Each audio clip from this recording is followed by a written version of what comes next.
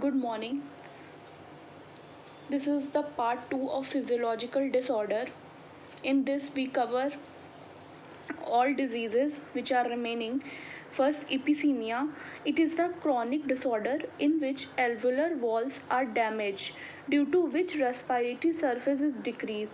On the major cause of this is cigarette smoking. Now the pulmonary disease, which is alveolar surface area involved in gas exchange, is drastically reduced due to damage in the alveolar wall. It is also called emphysema.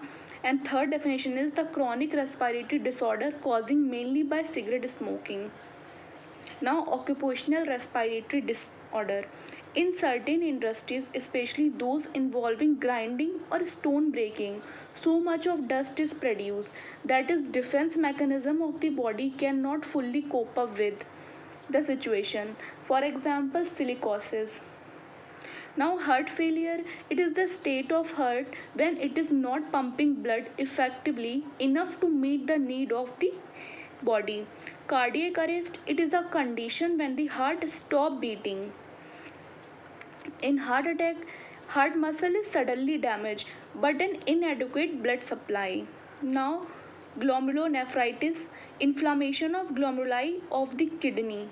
Renal calculi, it also called stone or insoluble mass of crystalline salts, oxalates formed within the kidney. Myasthenia gravis, autoimmune disorder affecting neuromuscular junction, leading to fatigue, weakness or paralysis of skeletal muscle. Muscular dystrophy, progressive degeneration of skeletal muscle, mostly due to genetic disorder. Tetany, rapid spasm while contraction in muscle due to low calcium in body fluid. Arthritis is inflammation of joints. Osteoporosis, age-related disorder characterized by decreased bone mass and increased chance of fracture. Decreased level of estrogen is commonly caused.